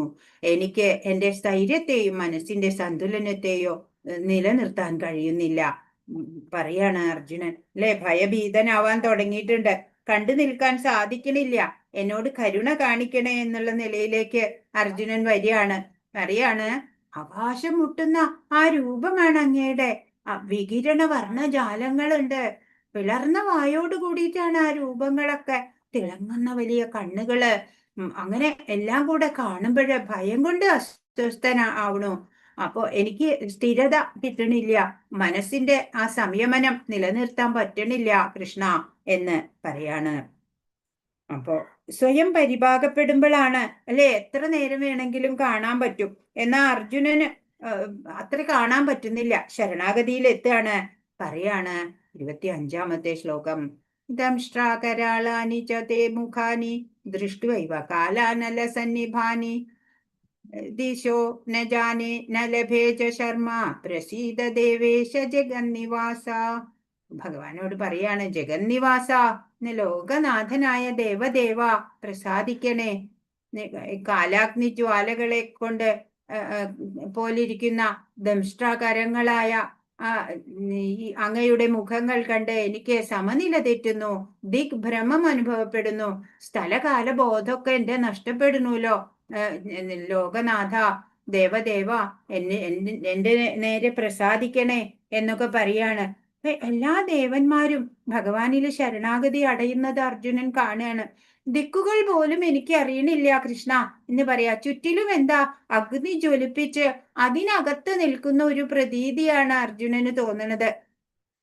എന്നിൽ പ്രസാദിക്കൂ, ഈ ദർശനം അവസാനിപ്പിച്ചു തരൂ എന്നുള്ള ഒരു പ്രാർത്ഥന പോലെയാണ്. ആദ്യം അഡ്വഞ്ചറസ് ആയിട്ട് അത് കാണിക്കാൻ വേണ്ടി പറഞ്ഞു അല്ലേ, ഇപ്പൊ ഇതൊരു ഹൊറർ ഷോ ആയിട്ട് മാറി അർജുനന് അല്ലേ. അപ്പൊ പറയാണ് എന്നോട് പ്രസാദിക്കുക, പാളുന്ന കാലാഗ്നി ജ്വാലകൾ പോലെ ഇരിക്കുന്ന ദംഷ്ടാകരങ്ങളായിട്ടുള്ള അങ്ങയുടെ മുഖങ്ങളെ കണ്ടിട്ട് എനിക്ക് ഭയം തോന്നുന്നുണ്ട് എന്ന് പറയാണ്. എന്നാൽ അർജുനനെ കൂടുതൽ വിസ്മയിപ്പിച്ചുകൊണ്ടുള്ള ദൃശ്യങ്ങളാണ് ഇനി കാണിക്കുന്നത്. 26ഉം 27ഉം ശ്ലോകത്തിൽ അതാ.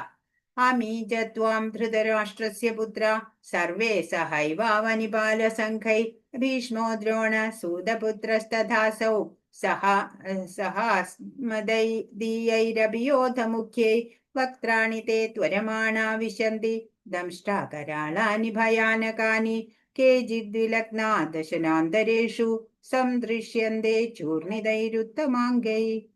ധൃതരാഷ്ട്രപുത്രന്മാരെല്ലാവരും അവരെ സഹായിക്കുന്ന രാജാക്കന്മാരും ഭീഷ്മർ, ദ്രോണർ, കർണൻ എന്നിവരും നമ്മുടെ യോദ്ധാക്കളിൽ പ്രമുഖരുമെല്ലാം അങ്ങയുടെ ഭീകരങ്ങളായ വായ്കളിലേക്ക് അതിവേഗത്തിൽ കടന്നു പോവുകയാണ്.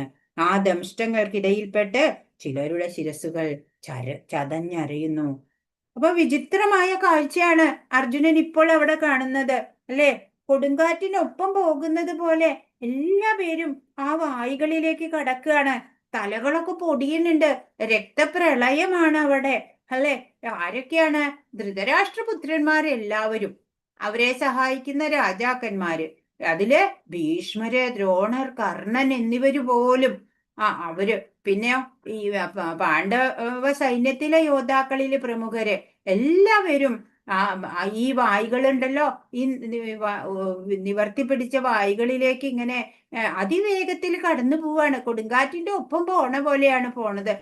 ഈയാമ്പാറ്റകളൊക്കെ ഇങ്ങനെ തീയിലേക്ക് ഓടിച്ചെന്ന് പതിക്കണ പോലെ. ആ ദംഷ്ട്രകള് അതിന്റെ ഇടയിൽപ്പെട്ടിട്ട് ശിരസ്സുകളൊക്കെ ചതഞ്ഞരയാണ് ചെയ്യണത്.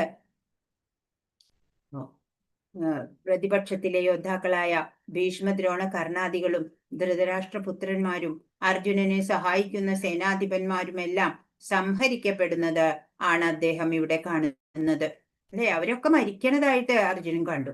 കുരുക്ഷേത്രത്തിൽ ഒത്തുചേർന്നവരിൽ ബഹുഭൂരിപക്ഷത്തിന്റെയും നാശവും അർജുനന്റെ വിജയവും ഇതിനാൽ സൂചിപ്പിക്കപ്പെട്ടു. അപ്പൊ അവരൊക്കെ മരിക്കണതായിട്ട് അർജുനന്റെ മുമ്പിൽ കാട്ടിക്കൊടുക്കുകയാണ്.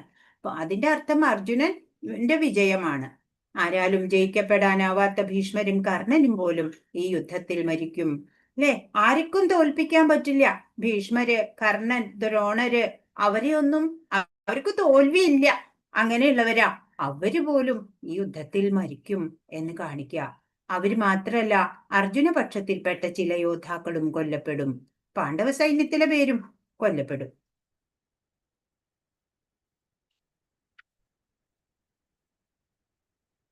അപ്പൊ അർജുനൻ എന്താ വിചാരം?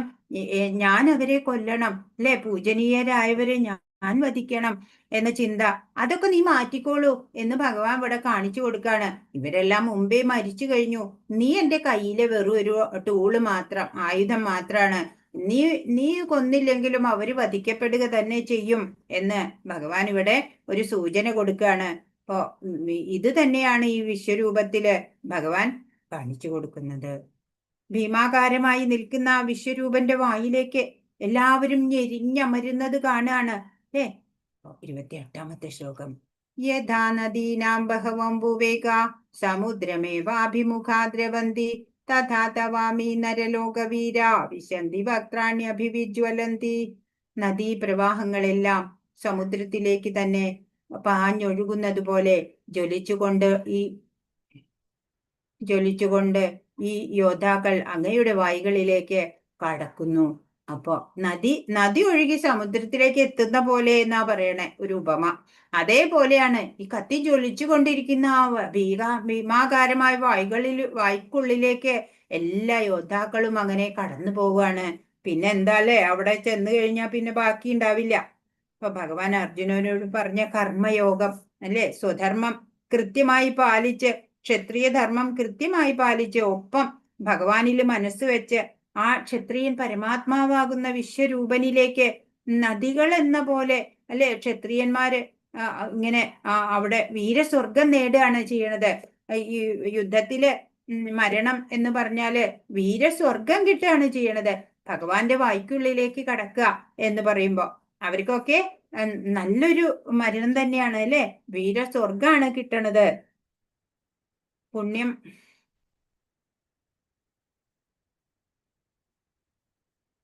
പുണ്യം ചെയ്ത രാജാക്കന്മാര് വിശ്വരൂപന്റെ വായ്ക്കുള്ളിലേക്ക് കടക്കുന്നത് പറഞ്ഞു. ഇനി പുണ്യമില്ലാത്തവര്, പുണ്യം ചെയ്തവരാണ് ഭഗവാന്റെ വായ്ക്കുള്ളിലേക്ക് കടന്നത് വീരസ്വർഗത്തിലായിക്കൊണ്ട്. ഇനി പുണ്യം ചെയ്യാത്തവരോ? അതാ ഇവിടെ 29ാമത്തെ ശ്ലോകം. യഥാ പ്രദീപ്തം ജ്വലനം പതംഗ വിശന്തി നാശായ സമൃദ്ധവേഗ തഥൈവ നാശായ വിശന്തി ലോകാസ്തവാപി വക്ത്രാണി സമൃദ്ധവേഗ. ഈയാമ്പാറ്റകൾ അതിവേഗത്തിൽ പറന്നു വന്ന് ഇങ്ങനെ കത്തിയൊരിയുന്ന തീയിൽ വീഴുന്നുവോ, അങ്ങനെ ഇവരെല്ലാം അങ്ങയുടെ വക്ത്രങ്ങളിൽ വീണ് നശിക്കുന്നു. ജീവിച്ചിരിക്കുമ്പോ അല്ലെ നമ്മുടെ കർമ്മങ്ങൾ അനുസരിച്ചുള്ള മരണമാണ് ഓരോരുത്തർക്കും ലഭിക്കുക അല്ലെ. അപ്പൊ മനുഷ്യ ജന്മത്തിന്റെ മൂല്യം അറിയാത്തവര് എന്താ ചെയ്യാ? അവര് നരകങ്ങളിൽ പതിച്ച് പിന്നെ നീച ജന്മങ്ങളിലേക്ക് പോകും അല്ലെ. ഈയാമ്പാറ്റകള് ഇങ്ങനെ എന്ന് തീയിൽ കത്തിച്ച് അമ്പലാവുന്ന പോലെ.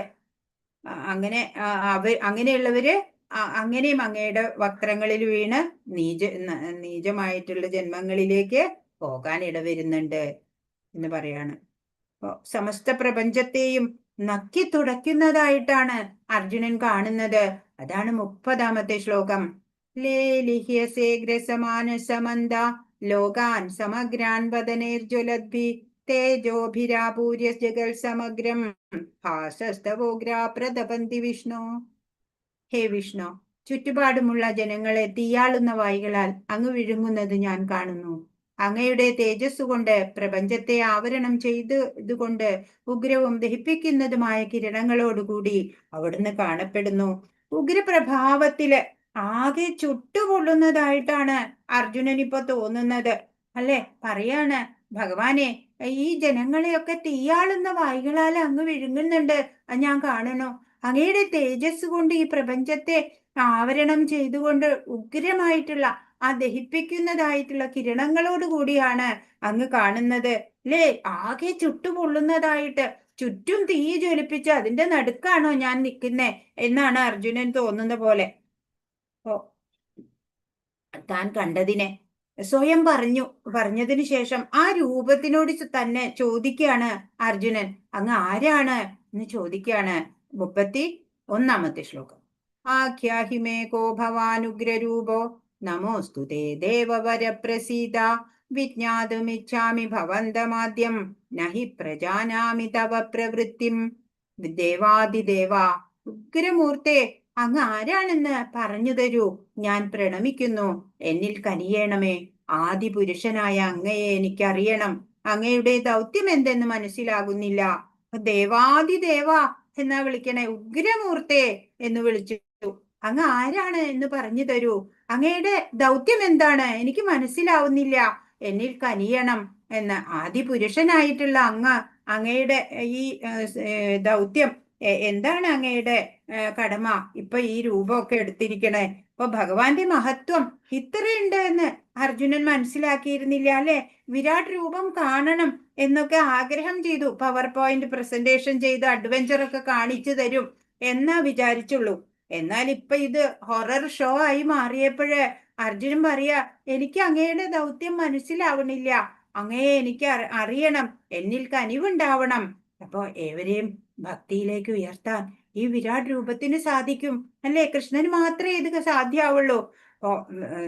ദേവശ്രേഷ്ഠ, ഈ പ്രപഞ്ചത്തിന് മുഴുവൻ ആരംഭ സ്ഥാനമായിരിക്കുന്ന അങ്ങയെ വ്യക്തമായിട്ട് അറിയാൻ ഇപ്പോഴത്തെ ഈ രൂപമാറ്റം അല്ലെ, എന്നെ ഭയപ്പെടുത്തുന്ന ഈ രൂപം, ഇതുകൊണ്ട് എന്താണ് ഉദ്ദേശിച്ചത്? എനിക്ക് അങ്ങ് തന്നെ പറഞ്ഞു തരൂ. എന്താണ് ഇതിന്റെ സൂചന എന്ന് അർജുനൻ ചോദിക്കുകയാണ് അത്ഭുത പരതന്ത്രനായിട്ട്. ഭഗവാൻ അർജുനന്റെ ചോദ്യത്തിന് ഉത്തരം പറയുന്നത് നമുക്ക് നാളെ നോക്കാം അല്ലേ. അർജുനൻ ഭീതിതനായിട്ട് അവിടെ നിൽക്കട്ടെ, സസ്പെൻസില്. ബാക്കി നാളെ നമുക്ക് നോക്കാം അല്ലേ. ഹരേ കൃഷ്ണ കൃഷ്ണ കൃഷ്ണ ഹരേ ഹരേ, ഹരേ രാമ രാമ രാമ ഹരേ ഹരേ. വാഞ്ചകൽപതരുഭ്യശ്ച കൃപാ സിന്ധുഭ്യൈവ ച പതിതാനാം പാവനേഭ്യോ വൈഷ്ണവേഭ്യോ നമോ നമഃ. അനന്തകോടി വൈഷ്ണവ വൃന്ദ കി ജയ്, ശ്രീല പ്രഭുപാദ് കി ജയ്, ഗുരു മഹാരാജ് കി ജയ്. ഹരേ കൃഷ്ണ. ഇന്ന് പറഞ്ഞതിൽ എന്തെങ്കിലും സംശയം ഉണ്ടെങ്കിൽ ചോദിക്കൂ. ഹരേ കൃഷ്ണ.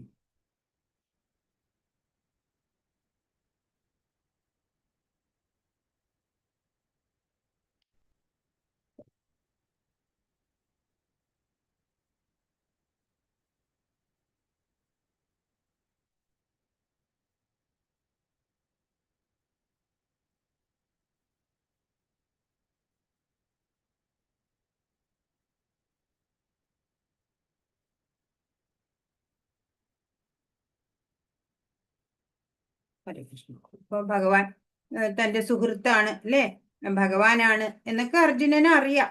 എങ്കിലും കൃഷ്ണന്റെ വിവിധ രൂപങ്ങൾ ദർശിച്ചപ്പോഴ് അമ്പരന്ന് പോയി അല്ലേ. ഇപ്പൊ ഈ സംഹാര ശക്തി പ്രതിഭാസത്തിന്റെ യഥാർത്ഥ ദൗത്യം എന്താണ് എന്ന് ആരായാണ് അർജുനൻ ചെയ്തത്? അങ്ങ് ആരാണ് അല്ലേ. ഒരിക്കൽ സംഹാരമൂർത്തിയായിട്ടുള്ള ആ കാലത്തിന്റെ വടിവ് എടുക്കുകയാണ്. അർജുനൻ പൊരുതിയില്ലെങ്കിലും ഇവരെല്ലാം മരിക്കുക തന്നെ ചെയ്യും എന്ന് കൃഷ്ണൻ ഇവിടെ കാട്ടിക്കൊടുക്കുകയാണ് ചെയ്യണത്. ഇപ്പോ പ്രഭുപാദ് പറയുന്നുണ്ട്, പിന്നെ എന്തിനാണ് ഭഗവാൻ യുദ്ധം ചെയ്യാൻ പറയുന്നത് അർജുനനോട്? ഭഗവാൻ തന്നെ ഇതെല്ലാം നിഷ്പ്രയാസം സാധിക്കണതാ അല്ലേ. ഇപ്പൊ ഭഗവാൻ ഇഷ്ടം എന്താ? തന്റെ ഭക്തന് ക്രെഡിറ്റ് കിട്ടണം അല്ലേ. ഭഗവാൻ ഒന്നിന്റെയും ക്രെഡിറ്റ് വേണ്ട, ഭക്തനെ എല്ലാവരും പുകഴ്ത്തണം അല്ലേ.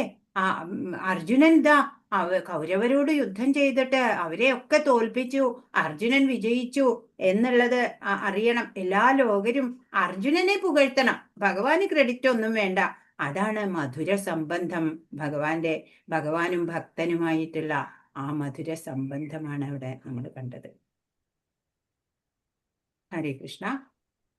എന്തെങ്കിലും ചോദിക്കാനുണ്ടെങ്കിൽ ചോദിച്ചോളൂ. മാതാജി ഒരു സംശയമുണ്ട്. നമ്മൾ ഇടയ്ക്ക് വരുന്ന ഒരു ക്വസ്റ്റ്യൻ ആയിരുന്നു ഈ ചൈതന്യ മഹാപ്രഭു കലികാലത്തില് ഭഗവാന്റെ അവതാരം എന്നുള്ളത്. നമ്മൾ ആൻസർ ഒക്കെ എഴുതുന്നതാണ്. നമുക്ക് അതിന്റെ റെഫറൻസ് ഈ ഭഗവത്ഗീതയിലായിരിക്കില്ലല്ലോ, വേറെ ഏതെങ്കിലും ബുക്കിലാണോ അതിന്റെ റെഫറൻസ് ഉള്ളത്? അത് പല ബുക്കിലുണ്ടല്ലോ. ചൈതന്യ ചരിതാമൃതമുണ്ട്, പിന്നെ എന്താ പറയാ, ചെറുതായിട്ട് നമുക്ക് കുറെ ബുക്സിൽ അതുണ്ടല്ലോ. ഭഗവത്ഗീതയിലില്ല, ചൈതന്യ ചരിതാമൃതത്തിലാണ് കൂടുതൽ ഉണ്ടാവുക. ഇപ്പൊ പണ്ട് 600 വർഷത്തിന് മുമ്പൊക്കെ ഈ ഭാരതത്തിനെ തകർക്കാനുള്ള അനേകം ശക്തികൾ വരാൻ തുടങ്ങി. ഭക്തി പ്രസ്ഥാനം അലയടിച്ച ഒരു കാലായിരുന്നു. പിടിച്ചു നിൽക്കണ്ടേ അവരോടൊപ്പം. അങ്ങനെ ഈശ്വര പുരുഷന്മാര് വന്നത് സനാതന രക്ഷയ്ക്കായിട്ട് 1486 ഫെബ്രുവരി 18 ബംഗാളിലെ നവദ്വീപിലാണ് മായാപുരി നഗരത്തില് ഭഗവാൻ അവതരിക്കണത്. വെട്ടിത്തിളങ്ങുന്ന സ്വർണ്ണ നിറത്തിലാണ് ആ കുട്ടി ജനിക്കുന്നത്. രാധാറാണിയുടെ നിറാണ്. രാധാറാണിയുടെ സകല ഭാവങ്ങളോടെയാണ് അവിടെ ജനിക്കുന്നത്. ഒരു വേപ്പ് മരത്തിന്റെ ചുവട്ടിലാണത്രേ ജനിക്കുന്നത്. അപ്പോൾ നീം കാ പേട് അല്ലെ, നീമിന്റെ പേട് നിമായി എന്നു പേര്. പിന്നെ വെട്ടിത്തിളങ്ങുന്ന സ്വർണ്ണ നിറായതിനാലെ ഗോരാങ്കൻ എന്നും പേരിട്ടു. അച്ഛന്റെ പേര് ജഗന്നാഥ മിശ്ര, അമ്മ ശചി ദേവി ആയിരുന്നു. അവര് കുട്ടിക്ക് പേരിട്ടത് വിശ്വംഭര മിശ്രൻ മിശ്ര എന്നായിരുന്നു പേര്. അദ്ദേഹം മഹാപണ്ഡിതനായിട്ട് വളരെയാണ്. ഇങ്ങനെ യൗവനാവസ്ഥയില് വിവാഹിതനായി. കുറച്ചു കഴിഞ്ഞപ്പോഴേക്കും പിതാവ് അന്തരിച്ചു. അങ്ങനെ പിതാവിന്റെ ശ്രാദ്ധമൂട്ടാൻ വേണ്ടിയിട്ട് ഗയയില് പോവാണ്. പിതൃപുരുഷൻ ഉണ്ടെന്നാ പറയാ. അപ്പൊ അവിടെയൊക്കെയും നമ്മൾ ബലിയിടണത്രേ പിതൃക്കൾക്ക് തൃപ്തി വരാനായിട്ട്. ഗയയാണത്രേ പാദം. നാഭി എന്ന് പറയുന്നത് വാരണാസിയാണത്രേ. ഹൃദയം ഹരിദ്വാരാണ്. പിന്നെ ശിരസ് ബദ്രീനാഥാണത്രേ. അങ്ങനെ അവിടെയൊക്കെയും ബലിയിട്ടാല് പിതൃക്കള് വളരെ സന്തോഷിക്കും എന്നാ പറയാ. പിന്നെ ഇദ്ദേഹം 1508 അവിടെ ഗയയില് ശ്രാദ്ധം മൂട്ടാൻ പോയത്. അവിടെ പിതൃക്കളൊക്കെ പിന്നെ തൃപ്തരായി. അങ്ങനെ അവിടെ വെച്ചിട്ട് മന്ത്രഗുരു ഈശ്വരപുരിയെ കണ്ടുമുട്ടാണ്. വിശ്വംഭര മിശ്ര എന്നാണ് അന്ന് പേര്. ചൈതന്യ മഹാപ്രഭു ആയിട്ടില്ല. അങ്ങനെ അദ്ദേഹത്തിന്റെ മന്ത്രഗുരുവിനെ കണ്ടു, ഈശ്വരപുരി എന്നുള്ള അദ്ദേഹത്തിൽ നിന്ന് മന്ത്രദീക്ഷ ലഭിച്ചു. അപ്പോ ആ ഗയയിലേക്ക് പോയ ആളല്ല തിരിച്ചു വരുന്നത്. കൃഷ്ണപ്രേമം കൊണ്ട് ഇങ്ങനെ ഉന്മത്തനായിട്ടാണ് ഗയയിൽ നിന്ന് മടങ്ങിയത്. പിന്നെ ലൗകിക ഭോഗവിരക്തി വന്നു അദ്ദേഹത്തിന്. അങ്ങനെ 1510 അദ്ദേഹം കേശവ ഭാരതിയിൽ നിന്ന് അഖണ്ഡ ബ്രഹ്മചര്യ ദീക്ഷ അത് അദ്ദേഹത്തിന് ലഭിച്ചു. അപ്പോഴാണ് ശ്രീകൃഷ്ണ ചൈതന്യ ആയത്. ഭക്തിയുടെ മൂർത്തിമത് ഭാവമായിട്ട് ഭാരതമൊട്ടുക്ക് തീർത്ഥാടനം നടത്തി. 1515 അദ്ദേഹം വൃന്ദാവനത്തിൽ എത്തുന്നുണ്ട്. അവിടെ ഇന്ന് കാണുന്ന വൃന്ദാവനമൊന്നും അന്നില്ല. എല്ലാം ഇങ്ങനെ കാട് മൂടിക്കിടക്കായിരുന്നു, നഷ്ടമായിരുന്നു എല്ലാ പുണ്യ സ്ഥലികള്. ഭഗവാന്റെ ലീല നടന്ന ഭാഗങ്ങളൊന്നും അന്ന് ഐഡന്റിഫൈ ചെയ്യാൻ പറ്റുമാണ്ടായിരുന്നില്ല. പക്ഷെ അന്തരംഗത്തിലെല്ലാം കണ്ടിട്ട് ആ വൃന്ദാവന ഉദ്ധാരണമൊക്കെ നടന്നു. അങ്ങനെ അനേകം ശിഷ്യർ അദ്ദേഹത്തിനുണ്ടായി. എല്ലാവരും ഭഗവത് നാമം ജപിക്കുക, ജ്ഞാനസഹിത ഭക്തി, അതാണ് അദ്ദേഹം എല്ലാവർക്കും വിതരണം ചെയ്തത്. ഈശ്വര സാക്ഷാത്കാരം എല്ലാവർക്കും ലഭിക്കണം എന്നുള്ള ആ ഉദ്ദേശത്തോടെ ഹരേ കൃഷ്ണ മഹാമന്ത്രം ഉപദേശിച്ചു. എല്ലാ ക്ഷേത്ര ദർശനവും കഴിഞ്ഞ് നൃസിംഹക്ഷേത്രം ആയിട്ടുള്ള ആ ശ്രീധാമം ആയിട്ടുള്ള ആ ഏതാണ് എന്താ പറയാ, പുരുഷോത്തമധാമം അല്ലെ, അവിടേക്ക് കൃഷ്ണസന്നിധി ജഗന്നാഥപുരിയിലെത്തി. ഇവിടെ രാധാകാന്ത മഠത്തില് ശിഷ്യരും ഒന്നിച്ച് താമസിക്കുകയാണ്. അവിടുത്തെ രാജാവ് പ്രതാപരുദ്ര രാജാവ് അദ്ദേഹത്തെ ഗുരുവായിട്ട് സ്വീകരിക്കുന്നുണ്ട്. അവിടെ ആ ക്ഷേത്രത്തിലെ നാട്യമണ്ഡപത്തില് ഒരു തൂണില് കൈവച്ചിട്ട് ഭഗവാനെ ദർശിച്ചിട്ട് പ്രേമോന്മത്തനായിട്ട് ഇങ്ങനെ അദ്ദേഹം മഹാസമാധിയിലാവും. ആർദ്രമായിട്ടുള്ള ആ ഭാവം കൊണ്ട് ആ തൂണ് പോലും അലിഞ്ഞു പോകും എന്നാണ്. ഇപ്പോഴും ആ കൈ അകത്തേക്ക് ചെന്ന ആ ഭാഗം പോലും ആ തൂണില് ഇപ്പോഴും നമുക്ക് അവിടെ ചെന്നാൽ കാണാൻ സാധിക്കും. സമുദ്രം കണ്ടാല് അതിലേക്ക് എടുത്തു ചാടും. ഭഗവാനാണ്, നീല നിറം അല്ലെ, ഭഗവാനാണ്. എങ്ങും ഭഗവാനെ കാണുക, അതാണ് അദ്ദേഹത്തിന്റെ കോൺട്രിബ്യൂഷൻ. എന്താണ്? ഭഗവാനോടുള്ള പരമപ്രേമമാണ് ഭക്തി. ശിക്ഷാഷ്ടകം രചിച്ചു അദ്ദേഹം. അദ്ദേഹത്തിന് പറയാനുള്ളതൊക്കെ ആ 8 ശ്ലോകങ്ങളില് അദ്ദേഹം വിവരിച്ചു. 1543 അദ്ദേഹം 48-ാമത്തെ വയസ്സില് അപ്രത്യക്ഷനാവുകയാണ് ചെയ്തത്. അപ്രത്യക്ഷനായി. അപ്പോ ജഗന്നാഥനിൽ ലയിച്ചു എന്ന് പറയുന്നുണ്ട്, അതല്ല പരമാത്മാവിൽ ലയിച്ചു എന്ന് പറയുന്നുണ്ട് അല്ലെ, അതല്ല ഗരുഡാരൂഢനായിട്ട് ഭഗവാൻ വന്ന് ആലിംഗനം ചെയ്ത് ഒന്നായി എന്നും പറഞ്ഞു. ഹരേ കൃഷ്ണ. ചൈതന്യ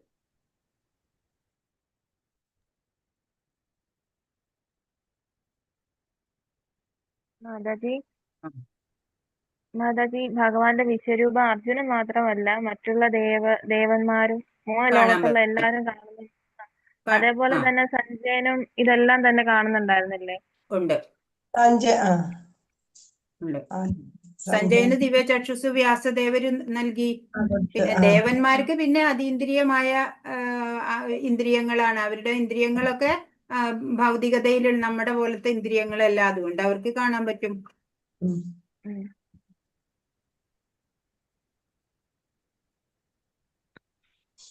പിന്നെന്തെങ്കിലും? ഹരേ കൃഷ്ണ. അപ്പൊ നാളെ കാണാട്ടോ. എല്ലാവർക്കും നന്ദി. എല്ലാവർക്കും മാതാജി. ആ കൃഷ്ണ.